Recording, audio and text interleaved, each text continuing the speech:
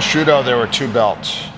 So there was the old belt that was created from like the first generation. So there was a lightweight, middleweight, light heavyweight, and heavyweight belt. And what happened is as things progressed, those were kind of collector's items. And then what they did is they created a new belt. And they were going through a change. They were trying. So what happened is Satoru Sayama was the founder of Shooto, and he was in charge of the rules, and he kept changing the rules. And so with the commission and all the fighters, they voted him out. So they actually got him out, so he didn't have any control over Shooto. And so what happened is we had all these fighters that were coming in from other organizations, and you had to fight a 5 3-minute round fight. And you had anywhere from 5 to 20 or maybe 30 at the most. Most of them are 15. 5 to 15 seconds on the ground. And if you didn't submit your guy, boom, you're back up. So imagine a wrestler coming in. He throws a bomb, he takes a guy down, he doesn't know how to finish. Boom, he's back up to his feet. So the odds of this guy getting knocked out were extremely high. You take a Thai boxer, a guy that's extremely good at striking, but not good at takedowns. He's trying to knock the guy out. You got a 50% chance. The ring is thick. The floor is like that, so it's cushy. So every time you step, it's a slow ring. A hard ring, like a boxing ring, is a fast ring because it's only got that much of covering for padding. The Shooto ring had like this much, and it was all pushed down. And one of the weird things is when I walked into the ring for the first time, because that's where everyone warms up, I walked in and I looked down at the canvas. I don't think they've ever changed that canvas. I mean, I'm talking since 1985, something like that, 85, because it was established in 84. 85 is probably when it kind of kicked in, but I looked down and I couldn't believe there were blood spots everywhere. It was like a battleground. And just the energy from the ring, a lot of people, you step into that ring and the floor is clean, maybe a little dusty, but you step into the Shooto ring, you go, holy crap, this is where real wars happen. And not only that, you're in a country where you're dealing with opposition. So if you don't beat these guys hands down, either knock them out or submit them, if it goes to decision, you're going to lose a match. So you had to hands down beat them, either by submitting them or knocking them out. And most of the fights, 80 to 90% of the fights were won by submission.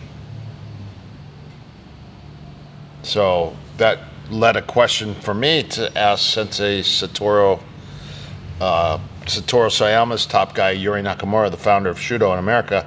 I said, Sensei, how are most fights in Shooto won? And he said, oh, they're won by submission. And I go, well, what percentage? He goes, at least 80%. And I go, wow. Well, then, can I ask you, how come we do so much kickboxing? And he's like, oh, conditioning. And to blend the two together. And I said, but if most of the fights are won by submission, can't we just do more ground stuff and takedowns and stuff like that? And he goes, you want to do that? And I go, oh yeah, if I could, that'd be great. So that was a night at my bar. I think it was maybe a Friday night. Saturday morning is Shooto class. So I had to bartend till late. I walk into class in the morning, and Sensei Yuri goes, okay, Chad, Erik, up in front of the class. Get down on your knees. And Chad's like, what's going to go on here?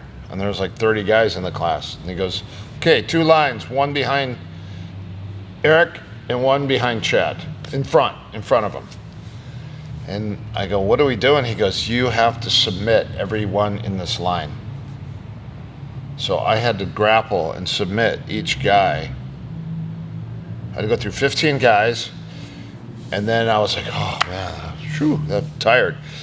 And then he goes, okay, switch lines. So now you got to go through the other 15 guys. And Chad's like, what did you say to Sensei Yuri?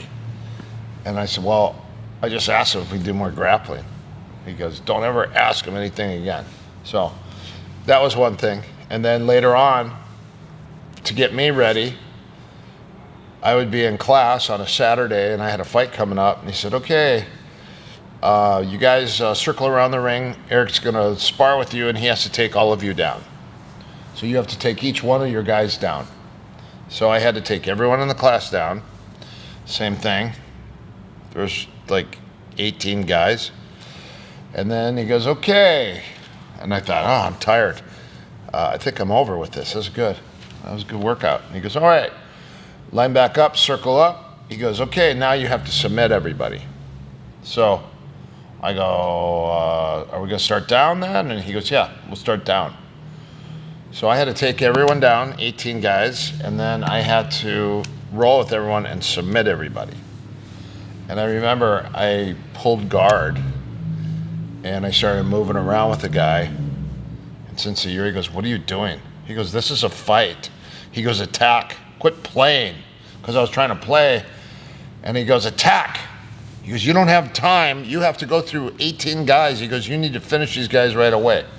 So that's where the quick kill came from Shooto, was that you didn't have much time. They would call out a number, 10, 7, 5, 3, 15, or maybe 30, and that's the amount of seconds that you had to submit your opponent. So every time you're rolling with someone, you're rolling, they call out a number. 10, and you're like, oh, you got 10 seconds to submit your guy. And so the consequence, if you couldn't do it, you had to do 50 push-ups. So, anyways, they created 2 belts. There was the old Shooto and then the newer Shooto, which was called Sustain later on. And so they created two belts. And I won 2 belts.